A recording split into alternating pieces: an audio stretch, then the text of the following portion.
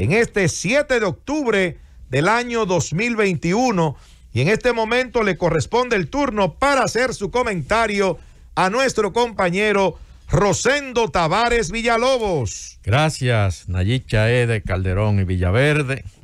El saludo para don Álvaro Arbelo, saludo para don Bienvenido Rodríguez Durán, para don Bienvenido Rodríguez León, para doña Isabel Rodríguez, para toda la estructura de esta Z101 y de este gobierno de la mañana. El comentario de hoy se lo quiero dedicar y lo voy a realizar en medio de un fuerte abrazo a la memoria de un gran amigo, de un gran maestro, de un gran dominicano que se nos fue de manera inesperada hace hoy 3 meses.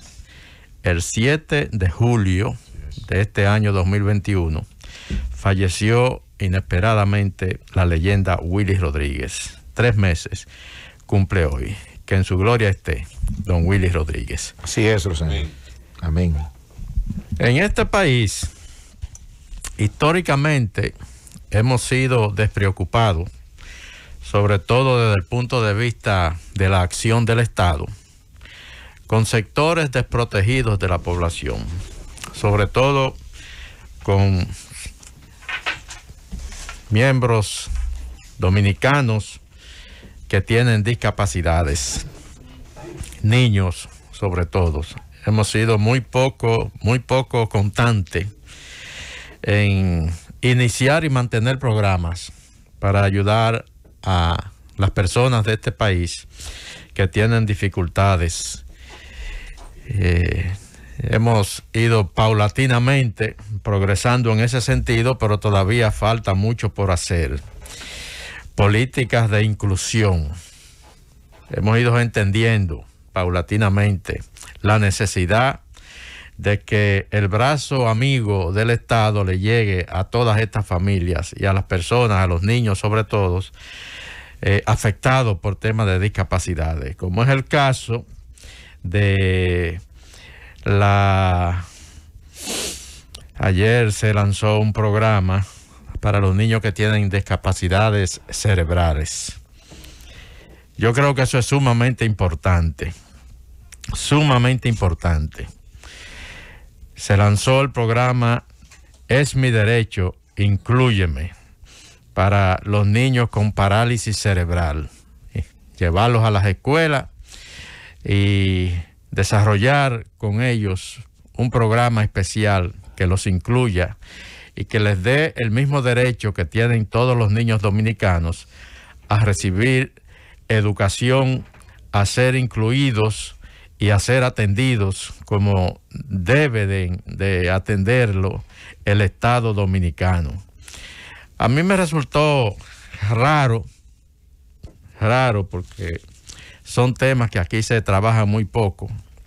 Ayer era el día mundial de la parálisis cerebral y el Ministerio de Educación realizó un acto especial para lanzar este programa. Es mi derecho, inclúyeme, para trabajar con los niños con parálisis cerebral. Ojalá y eso de verdad se lleve a cabo. Ojalá y se mantenga y que se le dé a esa parte de la población toda la atención necesaria, toda la atención que se merecen y que la tienen se la merecen por derecho, no porque simplemente se quieran iniciar programas para complacer ni nada de esa cosa, no, porque se lo merecen. Ojalá y se le dé continuidad.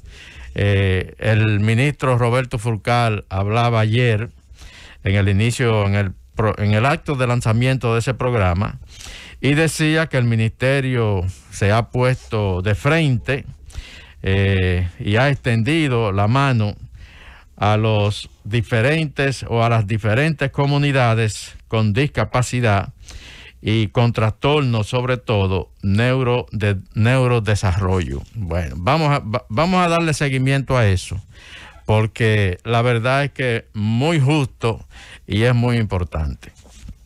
Miren, América del Sur se ha convertido en una región del mundo políticamente muy inestable desde hace ya un buen tiempo. Registramos ahí una cantidad de países con serios problemas de convivencia política, de convivencia social. El caso de Venezuela, el caso de la Colombia, económicamente muy estable, pero política y socialmente con muchas dificultades ahora mismo. Las protestas en Colombia no cesan y pese a que llegaron a un acuerdo para poner fin a una guerra de más de 50 años, la inestabilidad política todavía se mantiene y los asesinatos a líderes campesinos, a líderes comunitarios, son la constante todavía en ese país, a tal punto que mucha gente entiende incluso que hasta ese gran esfuerzo para pacificar a Colombia, ese acuerdo por la paz podría en algún momento caer también en problemas. No se logrará esa paz a la que tú te refieres en tan interesante análisis sociológico, mientras un Álvaro Uribe, un gángster de la política, que formó junto a su hermano los escuadrones de la muerte, siendo presidente, y que ahora, como representante de Aznar, el gángster político español, que tiene ese sector para golpes de Estado, asesinatos, etcétera, desde España y en América Latina, está Álvaro Uribe Vélez, repito, un gángster político. Él es que dirige esos asesinatos. Por lo tanto, no habrá paz en Colombia, no habrá estabilidad política mientras exista la influencia funesta, malvada del gángster político Álvaro Uribe Vélez. Y de recordar que lo que está ocurriendo en Colombia hoy se reeditó con el primer acuerdo de paz a mediados de los años 80, cuando la guerrilla colombiana decidió insertarse en la vida democrática. Recuerdo que se fundó lo que fue la Unión Patriótica y su candidato presidencial, que fue Bernardo Jaramillo, fue asesinado por esos grupos de derecha paramilitares, encabezado precisamente por esos sectores que señala don Álvaro. La paz en Colombia es una paz simulada. Se ubican a todos esos grupos sociales y después que se ubican a todos esos grupos sociales que se tratan de insertar, que ya lo identifican, entonces comienza un proceso de eliminación. Pero no Felipe, solamente... han asesinado con un conteo de la BBC de Londres, hasta ahora 821 miembros de la guerrilla, desde gente grande, importante como Jaramillo, hasta simples combatientes, asesinados en grandes ciudades y asesinados en los campos, donde no se saben ni los nombres de esos desgraciados, porque esos que matan no quieren la paz, porque entre otras cosas son socios de la gente del negocio de las armas. Y es una constante, don Álvaro. Hay que recordar que el surgimiento de la FARC en Colombia obedeció precisamente por el asesinato de Baltasar Gaitán, un líder social colombiano que intentó insertarse también en lo que es la vida social y terminó eliminado por esos grupos de derecha, y fue lo que provocó primero un levantamiento social que dio origen entonces al surgimiento de las Fuerzas Armadas Revolucionarias de Colombia, que terminaron obviamente ya no como grupo político militar, sino como bandas criminales armadas vinculadas al tema del narcotráfico.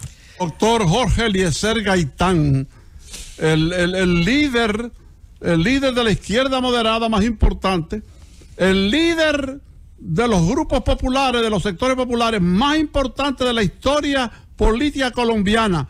En las elecciones siguientes, en 2 meses, se iba a convertir en presidente de Colombia. Un jurista notable, un intelectual, Jorge Eliezer Gaitán.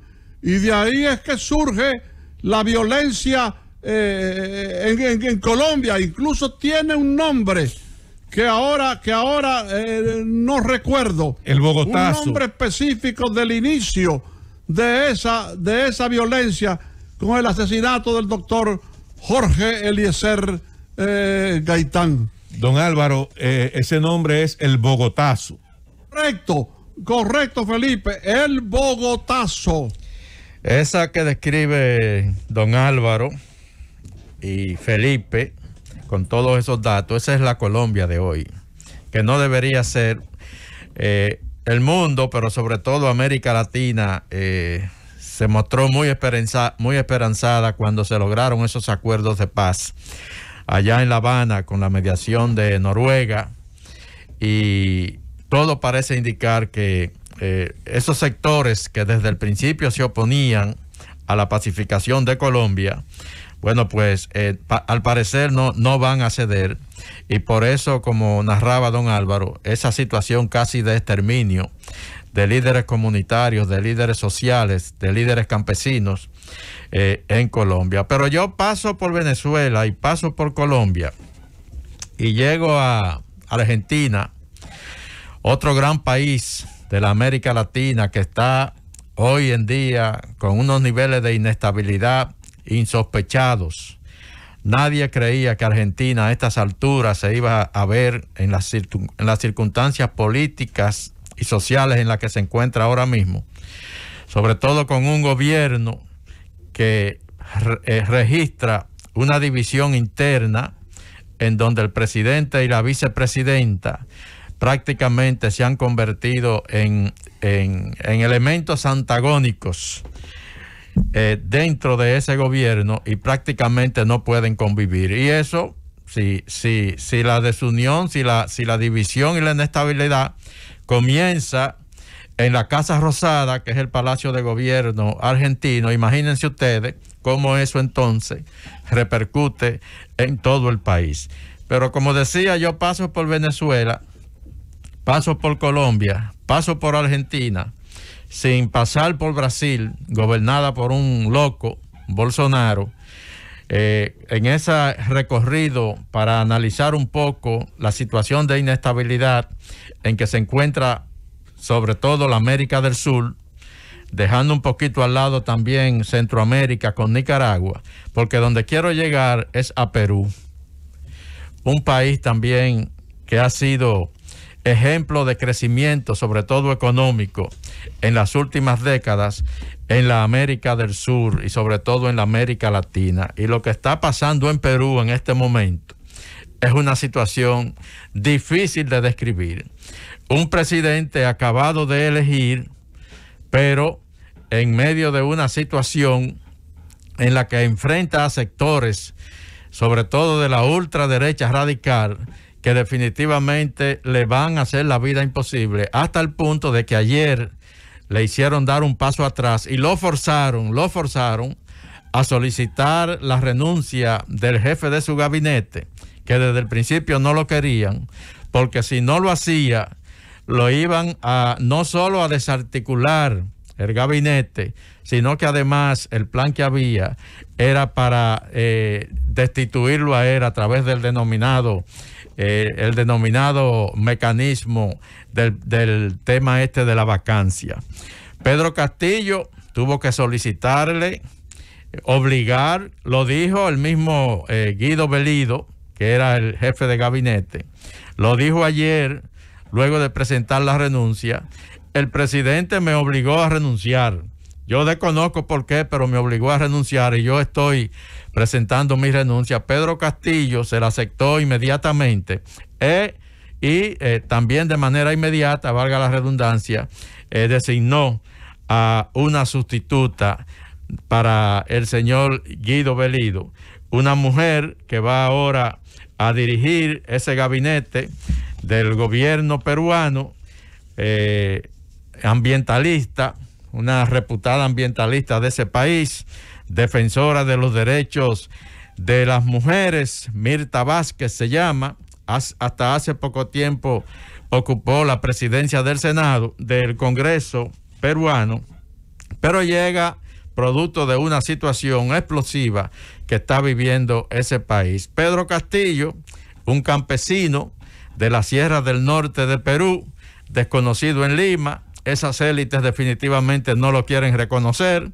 le hicieron la vida imposible para que pudiera llegar al palacio a gobernar, le querían forzar a que él cambiara su gabinete, en principio no lo quiso hacer, se lo reconoció el Congreso, ya en una medida para un poco destrabar la crisis política que estaba sacudiendo el país, pero no han pasado 2 meses cuando definitivamente el hombre tiene que dar un paso atrás en una movida estratégica para tratar de mantenerse en el poder. Perú está en una situación sumamente difícil y en los próximos días, en los próximos meses, podríamos ver un desenlace en ese país que definitivamente convertiría a la América del Sur en una región mucho más inestable todavía. Llévatelo, Kun.